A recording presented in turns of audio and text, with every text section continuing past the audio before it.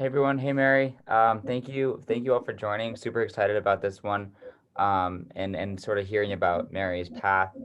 Mary founded a company very like in college, and then actually sold it, and has experience as a program manager at Facebook as well as in product marketing at Google. So she has a bunch of experience, all different in all sort of different levels of startups and also larger companies, and sort of in a unorthodox path, I guess, starting by founding a company.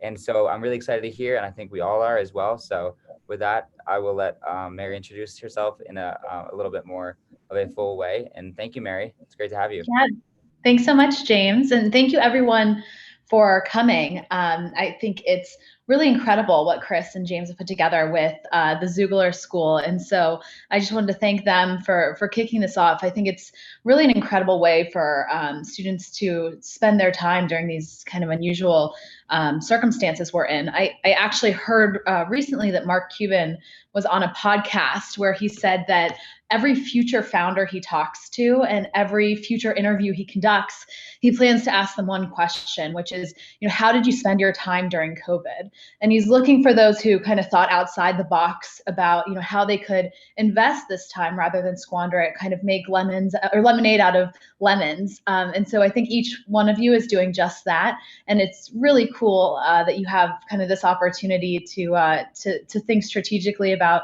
how to evolve your career and what to do after college. So I guess with that, I will kind of kick it off. And I want to start by telling you a story and kind of sharing a little bit about myself and how I chose to take the path that I did. Next slide, please. So I had a bit of an atypical undergraduate experience. I transferred to UCLA from another school, and I spent my nights and weekends working for startups. And really despite the odds and to the astonishment of many friends and family, I ended up graduating from UCLA in just 3 years, in 2011, having finished my BA in just 3 years, despite kind of working for startups and despite transferring. And what I did is I kind of decided that I wanted to strike a deal with my dad just before graduation. I convinced him that if I graduated early and saved kind of a year's worth of tuition, that he would pay my rent after college until the end of the year. And that's exactly what I needed. He agreed. And that's exactly what I needed because I wanted to start a company. Or more accurately, I'd already started a company. I'd spent my time at UCLA going door to door to restaurants in Westwood, selling them a mobile ordering system. So this was before DoorDash. This was before a lot had happened with the iPhone, a lot of innovation. And I was this totally broke 21-year-old college student with a bootstrap company, so I needed my dad's help with rent. And so he'd agreed. And going into the graduation ceremony, I felt really confident. I had 6 months of personal runway to help my startup succeed. But my grandmother, she kind of had another idea in her mind. This photo here is a photo of my grandmother and I at Harvard Law School. My grandmother was raised to a humble family in Boston. She was raised by a humble family in Boston. And yet, despite her lack of privilege, she was the second class of women to graduate from Harvard Law School. She paved the way 3 years before Ruth Bader Ginsburg attended. You see us actually at our 60th year reunion. And I remember vividly walking through the halls of the law school and sitting where she sat, and she told me how no male students would let women into their study groups because their wives wouldn't let them. And how every single day when she sat down at class, professors picked on her and her fellow female students. They'd unfairly single them out during class. And so, despite this adversity she faced on the structured path that she took, she earned her law school degree after undergraduate, and that kind of helped her build the life she wanted and achieve the things she desired. So I admire her greatly, and it was really a hard pill to swallow when she told me that I shouldn't start a company after graduation, that I needed to get a job. I needed to give up on this startup fantasy and go work for a real company. I needed to earn a paycheck, and that's kind of what people do after you graduate from a good school. And it was a hard conversation. It really was, and it was hard for me to let her know that that wasn't the right path for me. That as much as I respected her, I wasn't going to heed that advice, despite my admiration for her perspective. And truthfully, not listening to my grandmother that day was one of the best things that I could have done for my career. Next slide, please. I didn't know it at the time, but starting my career in a startup would help me get the job that I wanted eventually. The exact numbers vary a little bit year to year, but the best data that I could find is that top tech companies accept somewhere in the range of about 0.05% of all applicants annually. So these roles at Google, Facebook, Amazon, etc., are extraordinarily competitive. And even those who take a more traditional path will face fierce competition for a very limited number of opportunities. Next slide, please. So today I want to make the case that it's actually through a startup, through a more indirect path, that you have your best chance of landing your dream job. That if you treat your first job out of college as a stepping stone, kind of a path to the job that you actually really want, that you can take this road less traveled to get where you want to go. And even furthermore, I will suggest that taking this road less traveled is going to give you a competitive advantage relative to your peers, not only when you apply for the job that you want, but when you're in the job that you want. This is the path that I took, and I'm going to share a little bit about how I think about it, and then happy to take questions at the end for more specific advice, or if there's anything that I can clarify a little bit more. Next slide, please. So I told you I took the road less traveled, and I shared a little bit about how I spent my time, but I'll give you a little bit more detail.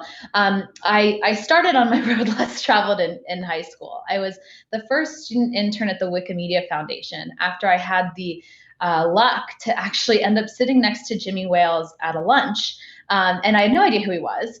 I was just kind of this guy I started talking to.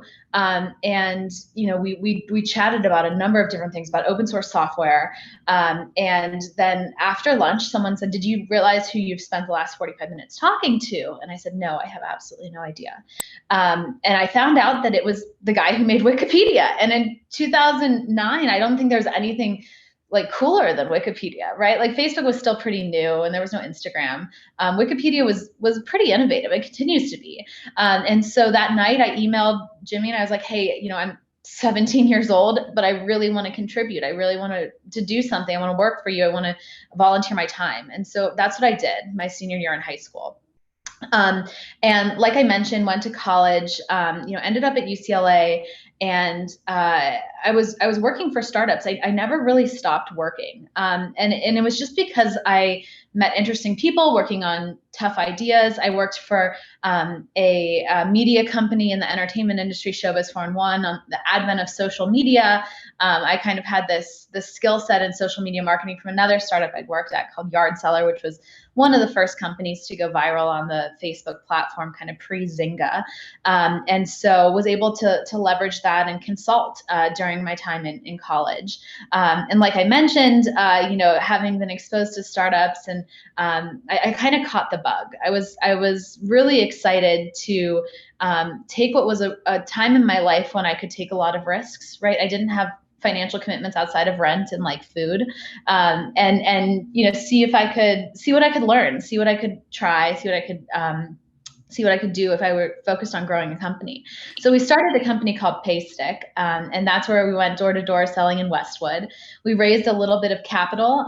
We raised about $750,000 from friends and family, and that evolved into Evergive, which was a social network for nonprofits.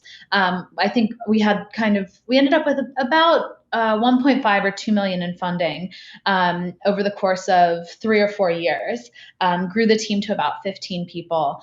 We ultimately weren't able to get the company to the scale that we wanted to, and so the best thing that we could do was sell the assets to a competitive company, which is what we did. And from there, I joined a friend's startup. It was like 3 or 4 of us, but they were right at this moment where they were finding product market fit. They were at like 30K ARR. And it was pretty clear to me that, they were going to get somewhere fast. They could get somewhere fast with regards to revenue.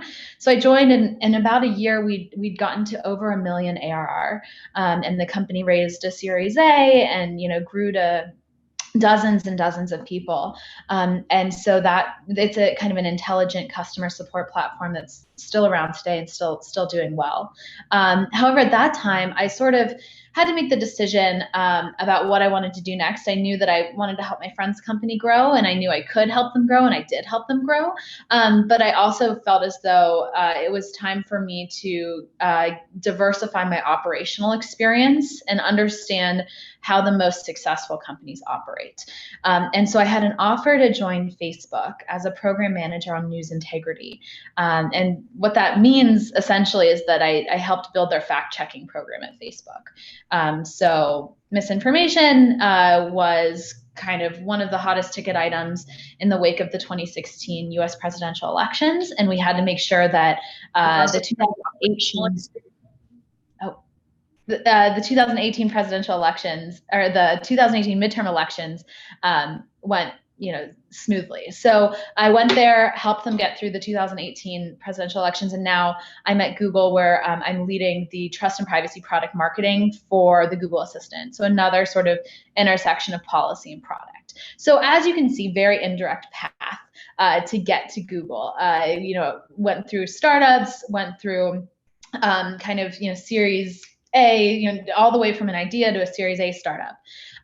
So today, I think, next slide, please. Oh, James. Oh, cool. I want to talk to you about why you might want to join a startup. And I think that there are three major benefits to doing a startup, particularly early in your career. I think early in your career is this really unique time where my recommendation would be to optimize for learnings. And I think a startup is where you will get those learnings. Next slide, please. What's interesting about a startup is that you can become a bit of a generalist and experiment with different positions in a very specialized field. So if you pick the right company, what you can do is you can kind of narrow in on, I want to work on, for instance, customer support. I want to work on B2B SaaS. I want to work on consumer. And at a startup, you'll have the opportunity to wear a lot of different hats within that specialized area. So a startup, by definition, has smaller teams and less resources. And it's really all hands on deck at a startup. So even if you have a specific job title, the expectation is that if something needs to be done, you're going to help. Or if you don't do it, no one else is going to do it. At a larger company, you have kind of specialized roles and departments where you can outsource tasks, if it's outside the scope of your role. But at a startup, that simply doesn't exist. There's a finite number of people and a finite amount of resources. So really, in return for being resourceful and proactive and kind of leaning in whenever the startup needs something, you'll be able to experience a wider array of tasks and professional opportunities. So, if you're early in your career, you might think, hey, I want to do marketing. You might join a startup in marketing, and then you might have the opportunity to, spend 20% of your time in a kind of sales support role, or in a product design role, or in a UX role. And if you experiment with those things, you might find actually that UX is something you love, or that you really want to get involved, you really want to specialize in like content marketing. So you'll get to try a lot of different things. Kind of, it's like a buffet where you can taste a bunch of different options. And what's really interesting, and we'll talk about this a little bit later, is that if you do that with the right company, you can build an expertise in this kind of specialized field that your startup operates in, while having all the benefits of being a bit of a generalist early on in your career. And I think that this is something that is really, you guys are all in a very unique position in that you're early in your career, and as you progress in your career later on, you'll naturally become more specialized as you develop expertise. So being able to taste test these different fields can help you determine where you want to specialize and what you want to do in the long run, in a way that becomes more challenging later on. Next slide, please. At a larger company, you are also going to have very limited exposure to leadership. So if you do have the opportunity to present to executives, it's going to be highly specific and limited numbers of interactions. But at a startup, it's really the opposite. You're going to likely have the opportunity to work directly with the founders and sometimes even interface with investors and advisors to the company. This direct access to senior leadership is going to kind of give you a unique insight into how companies operate and what it takes to, to think strategically about, think holistically about a company versus very narrowly in a specified field. I personally have found that having early exposure to executives and very kind of senior folks helped me refine how I present myself and how I interact with senior leadership, which has served me very well at Facebook and Google. And I think, as your career advances, if you end up deciding to join, a big tech company, this is going to differentiate you from all of your peers because you will have had the experience working with more senior folks and knowing how to present information to them in a way that is at the appropriate level, that provides the right context, and that asks the questions that need to be asked in a concise way with a limited amount of time, in a way that, it often takes a number of years at a large tech company and a lot of opportunities to get exposed to leadership in order to develop those skills. However, at a startup, you're going to be like the most senior marketer or the most senior salesperson or the most senior designer, most likely if you join early stage, or there's only going to be a couple other ones. And so, you'll have a lot of opportunity to take your work, up level it, present it to a large group of stakeholders, and get their feedback, which is something very, very unique to have this exposure to high caliber folks early on in your career. Next slide, please. And with that leadership exposure that you get at a startup, you have the opportunity to influence the business decisions and have real demonstrable impact on the company's trajectory at an earlier stage in your career. So oftentimes in startups, like I mentioned, there are more problems than there are people to solve those problems. And so if you're able to identify a problem, to come up with a solution, and to get everyone on board with what your solution is, people will listen, and people will give you the opportunity to prove yourself. And so proposing these solutions to problems means that you have a lot to show for the time that you spent. At the end of the day, you'll ultimately likely have another job after this job, after joining a startup, and being able to to truly have ownership, end-to-end ownership over what was done, and really hang your hat on the impact is quite powerful. So these startups will have less structure, which means that your work is going to be more visible, and your direct impact is going to be much more apparent. I think at larger companies, it takes quite a bit of cross-functional engagement and a lot of people in order to ship things and to get things done, which means impact is a little less visible, even though it's kind of the scale is greater. At a startup, the scale might be less, but your role will be greater. And I think the things that you learn when you have more accountability, responsibility, and ownership over something, it's an outsized learning that happens. Next slide, please. So I've spent the last couple minutes pitching you on why you should join a startup, and letting you know all these great things that can happen if you start your career at a startup. So what could possibly go wrong, right? How could this not be the right thing to do? And what do we have to look out for? What risks are associated with joining a startup? How should we think about mitigating those risks? Are there things that we can do up front in order to make sure we don't end up like this guy and this chaotic office place? Next slide, please. I'm going to talk about three sort of primary risk factors with regards to startups, and I want to talk about how you can think about mitigating those risks. So if you decide to join a startup, this is the framework by which I think about the risks associated with startups and how I think about mitigating those risks. So one of the most important ones is the economic risk of joining a startup. And so, I think just off the bat, the thing to say is that you should assume that your equity has no value. Like, you should operate and live your life as if that equity is worth nothing. And best case scenario, you get a really, really big bonus many years from now. But that framework, that mental model, doesn't mean that you shouldn't be smart about your equity. You definitely should be smart about your equity, because the company is going to be smart about your equity.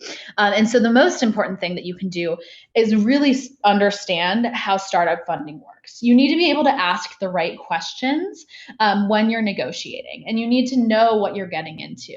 So you want to ask questions like, okay, you offered me X number of shares. What percentage of the company do those shares represent? If you look at all the stock, some companies will try to make your percentage seem greater by not including, all the preferred stock and options outstanding. You want to understand essentially the cap table. If they'll share the cap table with you and you have someone that you can ask to interpret that, that's how you'll get the most information. You also want to understand how they're thinking about you as a candidate, right? So asking them, what's the market rate for my position? And how does the offer that you gave me compare to that market rate? How is it that they're calculating essentially the package that they're giving you? You want to make sure you understand that and that you agree with that. And then, when it comes to options and when it comes to equity, you want to ask questions like, what's the vesting schedule? Is there a cliff? Do my options accelerate if the company is acquired?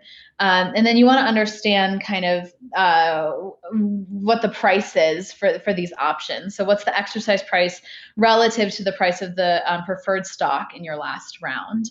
And then you also want to understand the second bullet here, I think, is important. Know the cash situation at the company. You want to understand like how long they can keep you employed if you join, and you want to have a transparent conversation around that. So, figuring out, asking questions like, how long will the current funding last, and asking about the burn rate. How quickly are you company spending this money? And how long before we raise our next round? I think there's going to be a level of uncertainty that will exist within this company, within this startup. But the more information that you have, the better. So none of this information should scare you. You should just go in eyes wide open to understand what it is that you're signing up for. And then finally, I personally would advise you to negotiate for optionality. This is probably a more contentious thing and something that a startup would not want you to ask for, but it's in your best interest to ask for it. Oftentimes, people overlook negotiating the terms of startup options. You want to avoid having golden handcuffs. Essentially, what golden handcuffs mean is that traditionally when you accept and offer, the terms of those options are that you have 90 days after you leave the company to exercise those options. So when you get options, there's a price associated with them. You hope that price increases over time so that you buy them at 1 cent and they're worth 10 cents later on. However, if you leave the company, they say you have to exercise your options within 90 days normally, which means that 90 days after you leave the company, you have to decide whether or not you want to purchase those options for the strike price that you had, that 1 cent, in the hope that it's eventually worth 10 cents, without knowing if it's going to be worth 10 cents, right? Without knowing if this is a good investment to make or not. And so what you want to do is negotiate for optionality. So instead of 90 days, what you want to ask for is 10 years to decide whether or not you want to exercise your options. You want an exercise period of 10 years. This is something that, if you ask for it and if you push for it, you can get it at most companies, but many people don't know to ask for it. And so having that optionality, I think, is a critical component of joining a startup, because you don't want to be in a bad situation after you leave the company where you're purchasing options that are underwater, or there's a lot that can happen if you don't have that sort of optionality. So these are some of the economic risk mitigation strategies that we can employ when we're joining a startup. Next slide, please. And something else that I want to note before we move on to the kind of the next category of risks associated with joining a startup is that when you think about your equity for a company, you should expect dilution, because if your company is successful, you are likely to get diluted. So these days, a successful company is likely to see 4 or 5 rounds of funding if they're successful before they're able to go public or really get to a scale where maybe they just kind of stay profitable. As your company raises more money and takes on more investors, they're going to issue more shares and dilute the value of your shares. So this isn't a bad thing. Dilution is not inherently bad. Dilution means your company is doing well enough that someone wants to participate in it.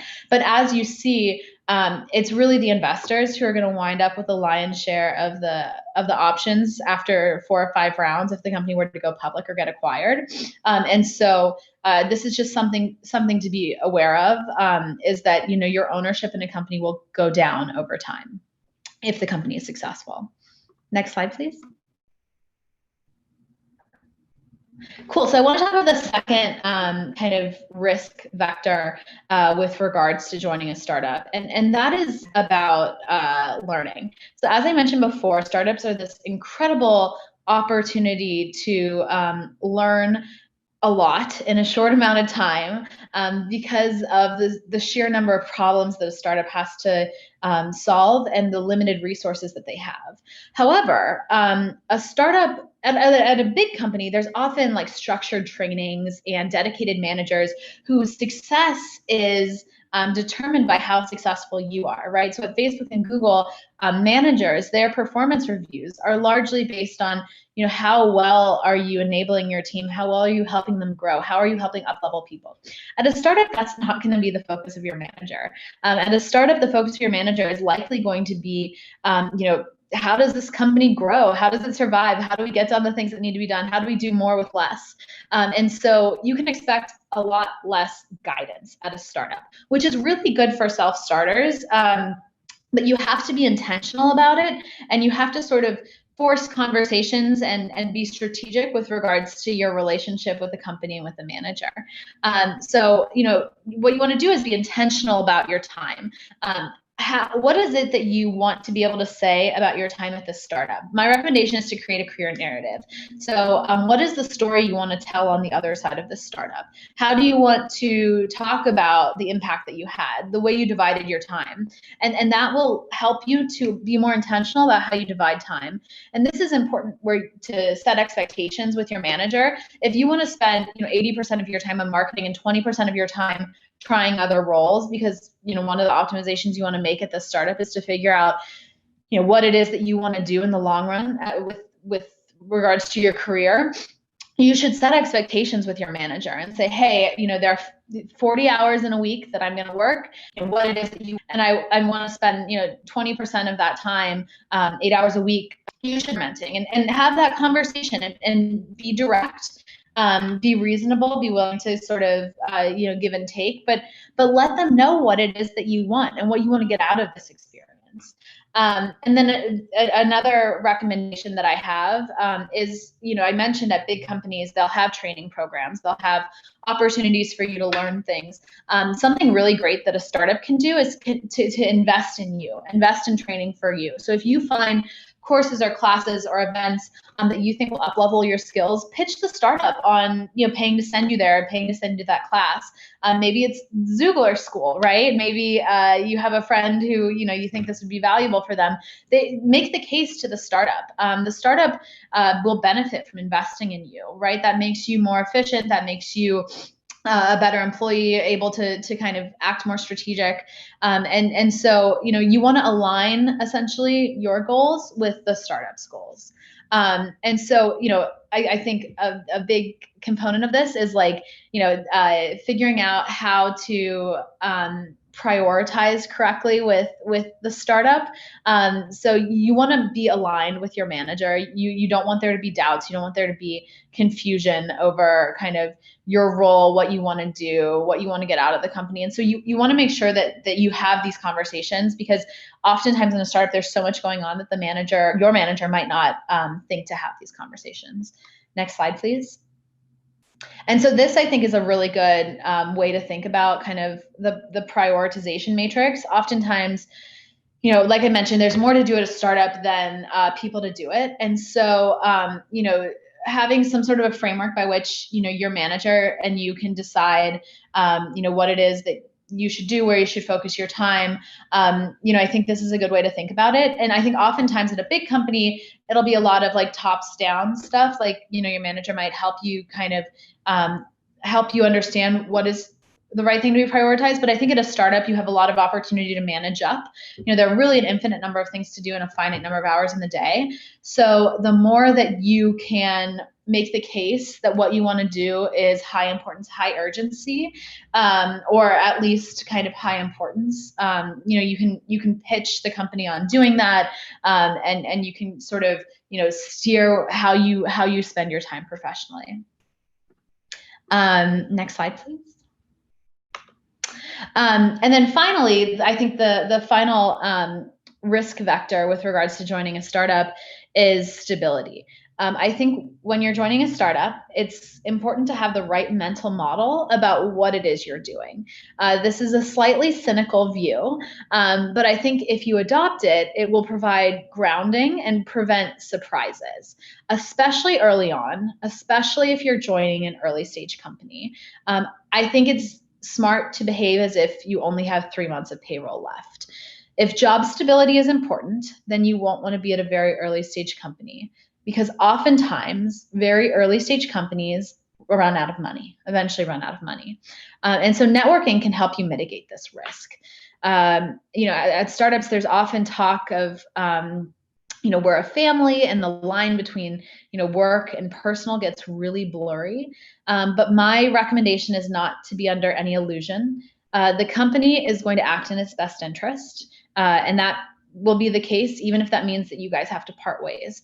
And so you should act in your best interest, even if that means you have to part ways. So you can simultaneously be very excited and very into what you're doing while being opportunistic about what comes next. And so I think it's just an important perspective to have, because especially early on in your career, I personally went through this a lot where, having to let people go, or, transitioning off of a startup was very emotional. Like it was hard to do. It hurt me. I was so emotionally invested in what I was doing. I remember very clearly when this sales guy that I hired told me he was leaving. I went home and I cried. I was so distraught, because this was someone who, I invested so much in growing his career, and I cared a lot about him and a lot about what we were working on, and it was ultimately the right thing for him to do. But I didn't have this framework and this way of thinking about it, and so it was hard for me to go through. And I think having this framework and thinking about your career this way will help up-level you earlier on in your career. Next slide, please. Okay, so now I've just scared you about joining a startup, right? I first pitched you on joining a startup, then I scared you about all the things that can go wrong.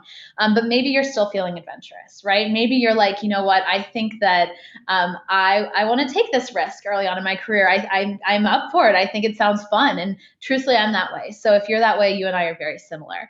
But there are a lot of startups, right? How on earth do we figure out which one to join? How do we find the right one? Next slide, please.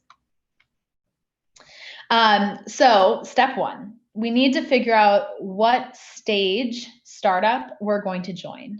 Next slide, please. There are essentially like 4 different stages to startups, and each stage will come with different risks and different trade-offs. If you are motivated by money and you want to make money, you want to target a hypergrowth or established company, which typically means they've raised more than a Series B. This is not going to give you the most learning, but it will have greater stability and greater financial certainty associated with it. However, if you want to have a very, very slim chance at making a lot of money, you can, go earlier. But like we talked about before, I think the safest thing to do is to assume that equity has no value, and be excited when you get a really big bonus later. The more motivated by learning that you are, the more that you want to experiment, the more that you want to try different things, the more you kind of want to hustle and take a shot at that. The earlier stage company you'll want to target. But you'll want to do that knowing that you're trading off predictability to get those learnings. There will be a lot of uncertainty. It'll be fun. It'll be hard. It'll be intense. But you will learn a lot and you will grow a lot. Next slide, please. The second step, so after we've decided, okay, I want to optimize for money. I want to learn and I want to join a startup, but I want there to be financial stability. I want there to be less uncertainty. Maybe that's what we've decided. Now we have to figure out the right industry. Next slide, please.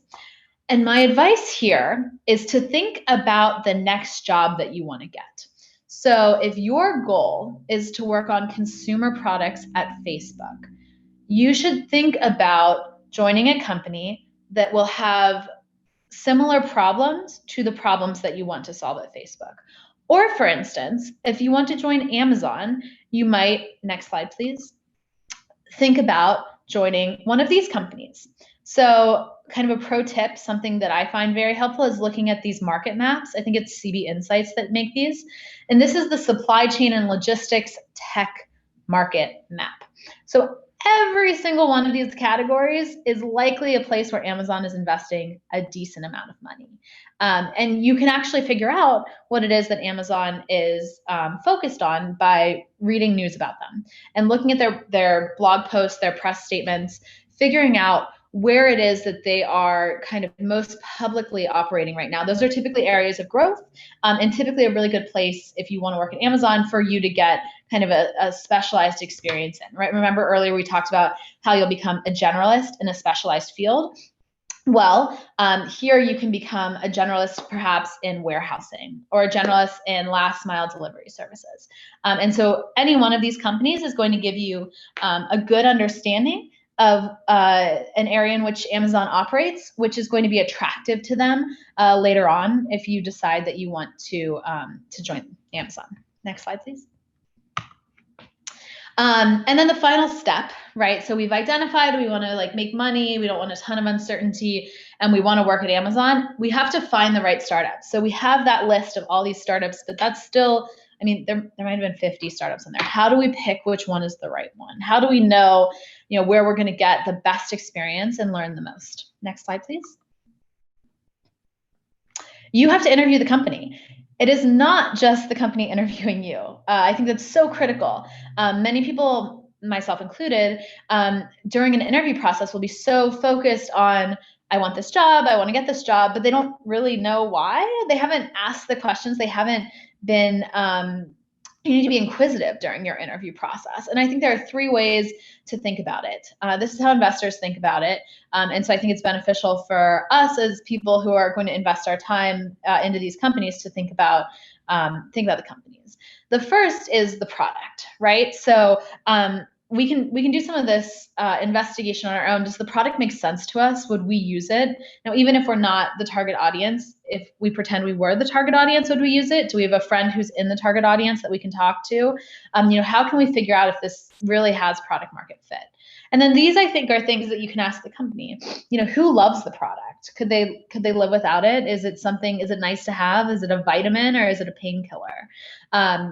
There are other things that we can ask here if we want to go deeper on the product. How do they think about evolving the product? What is their vision for the product? We can ask a lot of questions while we're being interviewed to understand how they think about the product, and then wearing kind of our when we're evaluating opportunities, we can think, okay, is that the right way? Do I think that's the right way to think about it?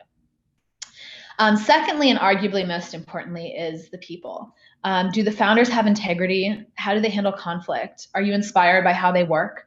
Oftentimes, founder disagreements are a leading cause of startups to fail. And usually, if you don't have the right people leading the ship isn't going to go where it needs to go. So, how do people talk about the founders? Do they have a good reputation? How can you understand the culture through the people? And I think that's a really critical part of the interview process. And then also, I think you're likely not going to be working directly with the founders unless you join very, very early stage. But how do people talk about their managers? How do they talk about each other?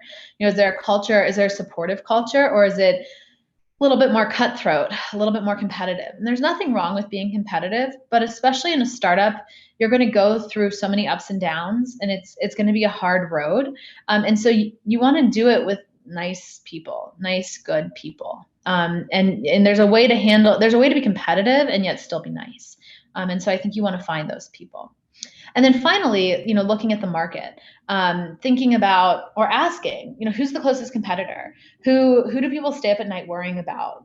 What company do you think could enter this space? And then finally, how big could this get? Right? Like, what's the total addressable market? If we got everyone to sign up for our products, what's the best case scenario? And I think asking these questions will not only help you evaluate the company, but it will bode well for you as a candidate, because it means that you've been very thoughtful about whether or not you want to invest your time into this company. Next slide. And that's it. That's kind of how I think about startups. So I started by pitching you on startups, then I scared you into joining a startup, or scared you against joining a startup, and then we closed by talking about how to pick a startup if you decide to go that way. So I'm going to open it up to the Dory for questions, and then also my email address is here if you have anything that you want to ask more specifically, and maybe not in this format, feel free to reach out. Wow, Mary, thank you so much. That was an incredible presentation, and I already had a lot of students reach out to me asking if you could share those slides, if I could share them with our students. Happily, sure. I think that the way you sort of broke it down, like as someone who doesn't come from a startup background, sort of seeing the different Series A, and the risks associated was really helpful for me. I kind of just jumped into the startup world with Xoogler, and so this was really helpful. And I think our students feel it the same way. So I'm going to go ahead and open up the Dory because I was full screen. I wasn't able to have it open. Sure. But thank you so much. Of course, happy to share with everyone. Let's see.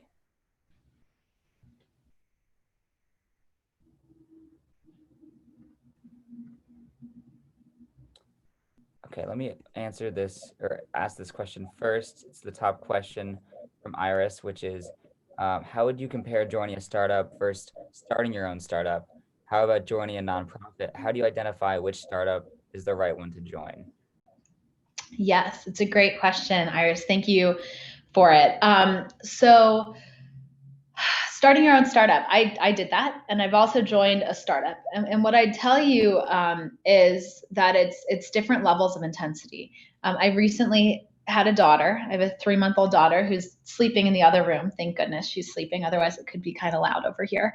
And I would say that besides my daughter, the thing that I've most cared about in my life, arguably, was my startup. It's very similar to having a kid. It's emotionally draining. It's exhausting. It's incredibly rewarding, but it's hard. It's very intense, and it is all encompassing. I can't even begin to tell you the number of friends who I lost touch with during that time. The things that I sacrificed physically, mentally, financially.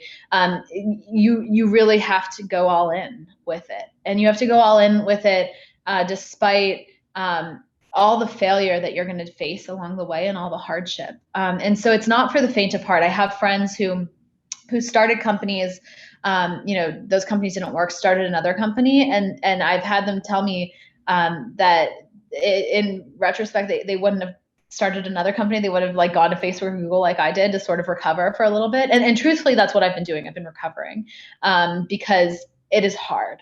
So I think because it's so hard and because it's so all encompassing, you have to really care about solving that problem.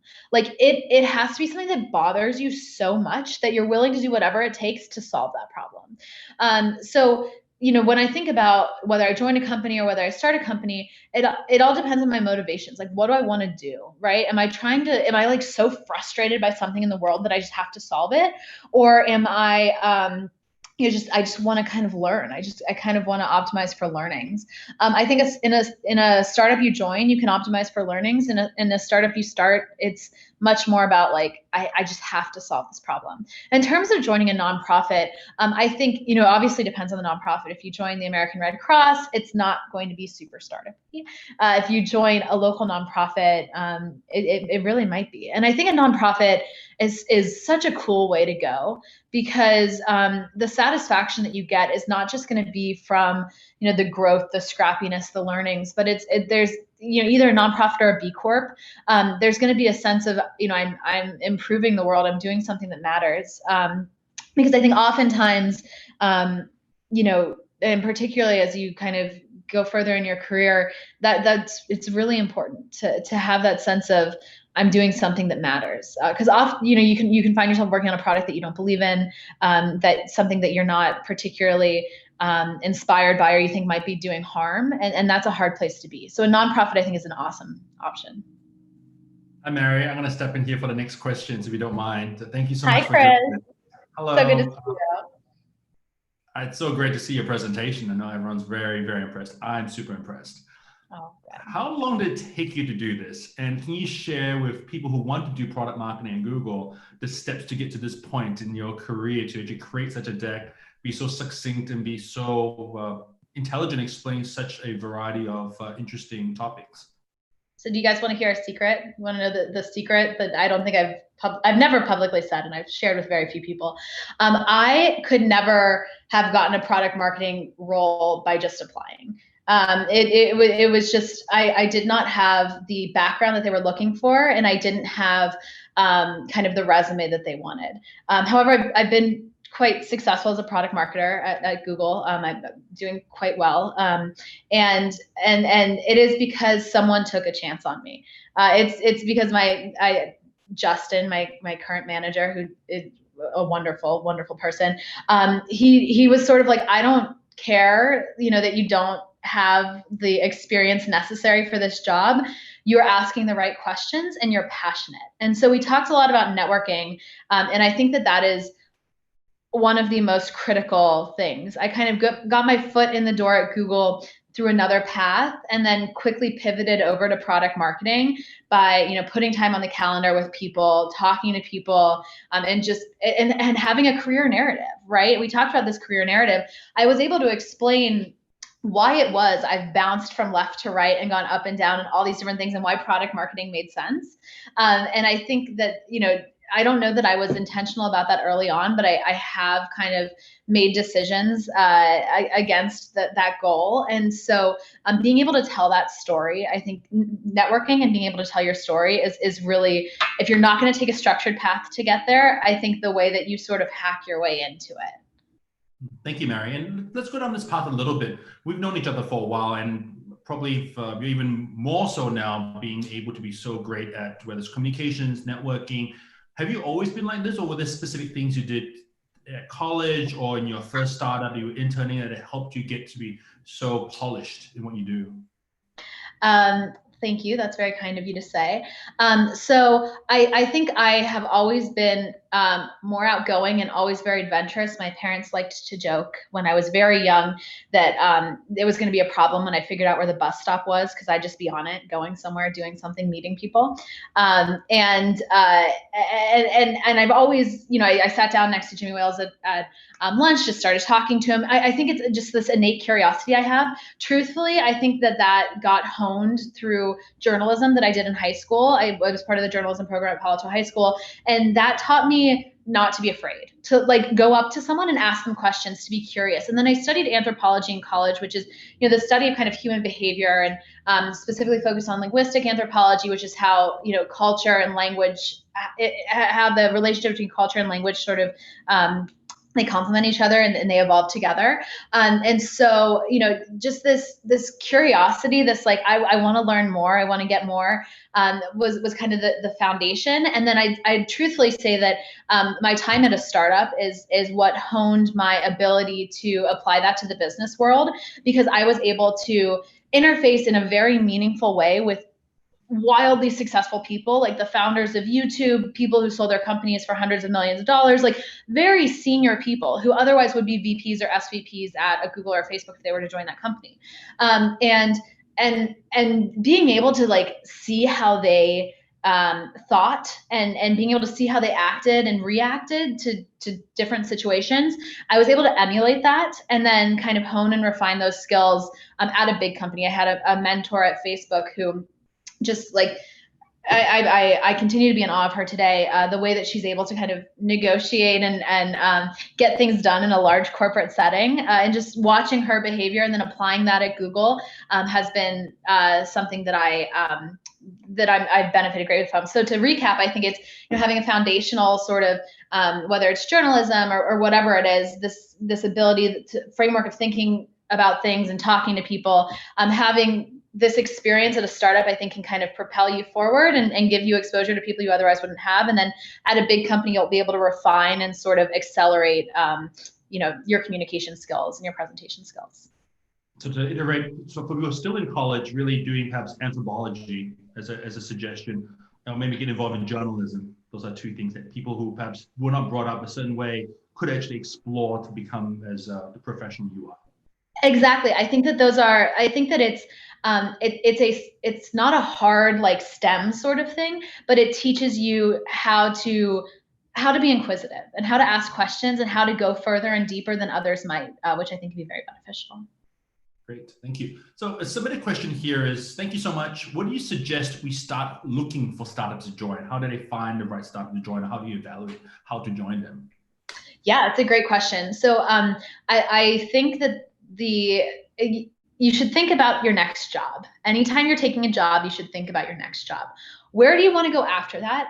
And how is what you're going to do kind of going to prepare you for that? So, we've talked about maybe you don't want to join a big tech company after a startup. Maybe you want to join a nonprofit, right? Maybe you really want to like be philanthropic and give back. What skill is that nonprofit going to value? Where could you work where you could immediately jump in and like help them ramp up quickly? So I think working back from there, and then you can do online research to understand, once okay, I want to focus on, I eventually want to join a startup that's heavily involved in Africa and developing countries. You can figure out, are there startups that are operating in those markets? Maybe it's a for-profit business that's employing people in Africa and developing countries. I think Samasource is an example of this. You can kind of start to do online research. Maybe look at those market maps that I talked about that CB Insights publishes, and then you can talk to different companies on there, reach out to them on LinkedIn, like network, right? Be proactive. My first job at a startup I got at Yardseller, I'd applied and nobody replied back to me. So I emailed their investor and I was like, hi, I'm really enthusiastic. I want to work at this company. Like, what's your suggestion? And they were like, great, like here's the CEO, you should talk to him. And then he interviewed me and he hired me, right? So I think it's, when the door is shut, like find a window and just like be thoughtful and be creative and reach out to people. You'll be amazed at the number of people who will reply to a cold email. If it's thoughtful, if it's well written, and if they don't, then you probably can find someone else who will. Yep. So the next one is talking about job security and how should a student out of undergrad prepare for less job security at a startup compared to a bigger company? Yes, and so that's where I think it's really important to have the right mental model about what you're doing. College is a 4-year thing, usually, right? Maybe you do it in 3, maybe you do it in 5. And your expectation is such that you are going to do something else after college. The same if you go into investment banking, right? You typically have these analyst roles that are 2 years at Goldman, and then your expectation is you go do something else. That your expectation at a startup should be that it's for a finite amount of time. And that finite amount of time depends on how much they've raised, how much what their burn rate is, what money they have left. That's why you have to ask those questions. But your mental model should be, I'm here for a year. And if you're there for more than a year, that's awesome. The startup's doing well. You can continue to evolve with it. But you shouldn't go into it saying, I'm going to retire from this company, or, I'm going to kind of, whatever it is.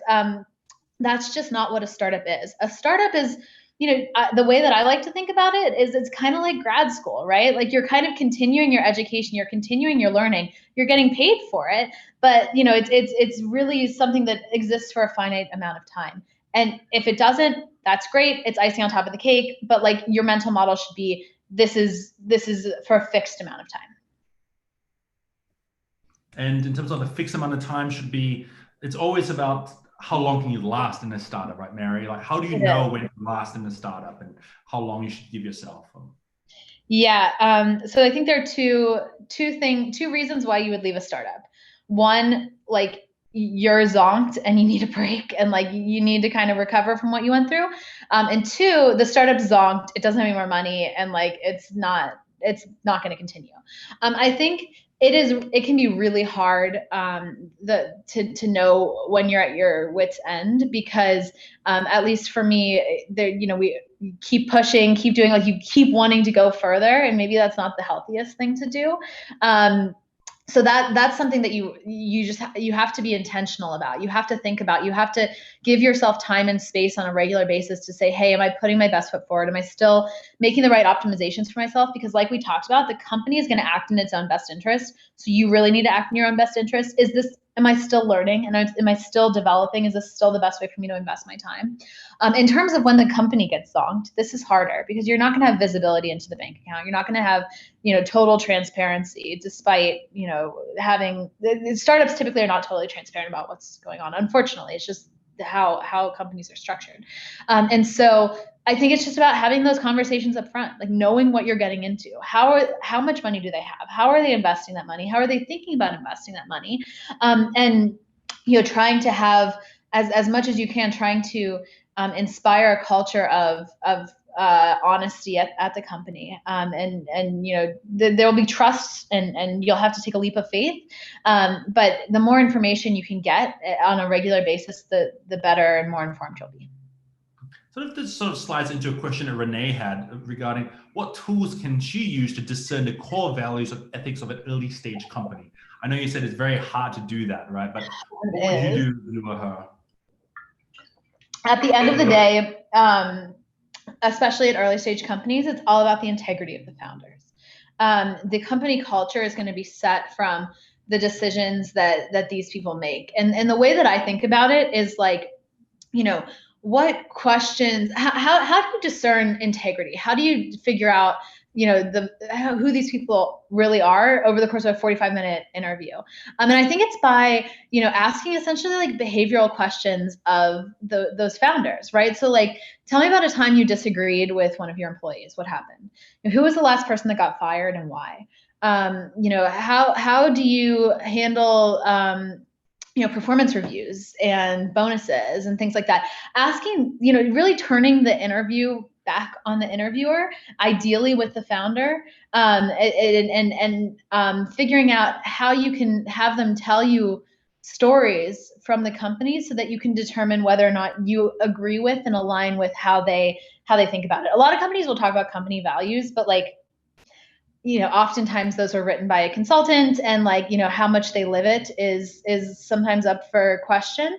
And so that's why I think, behavioral questions of your interviewer will be the best way to determine that culture.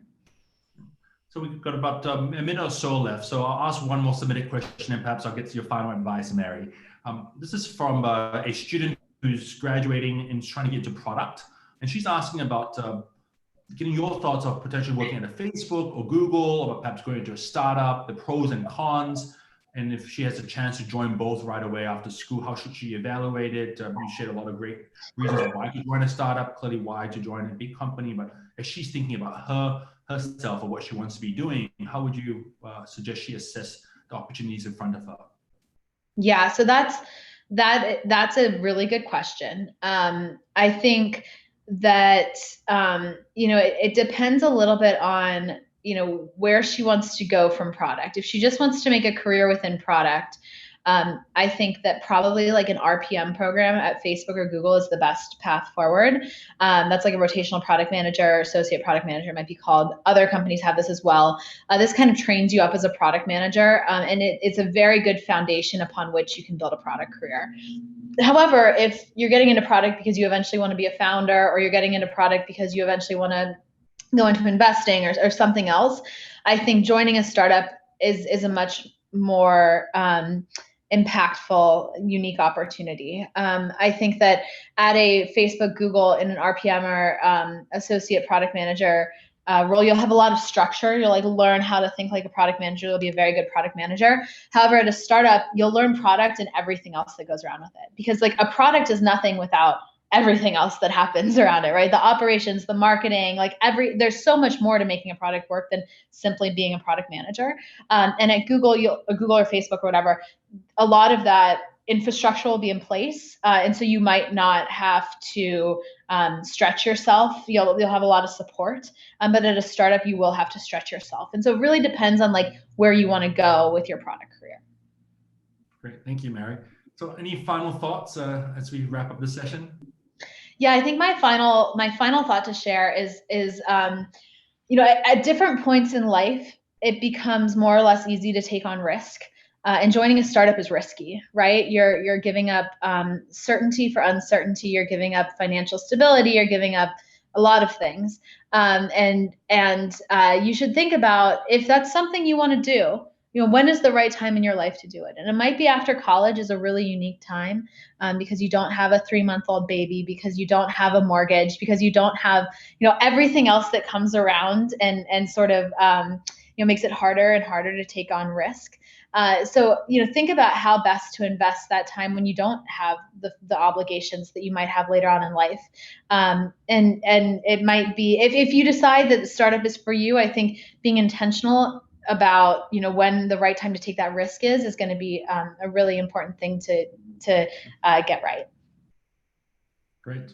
On that note, Mary, thank you so much for taking time out of your busy schedule and your beautiful daughter, 3-month-old, and we appreciate the great piece of advice you've been able to share with the Xoogler School students today.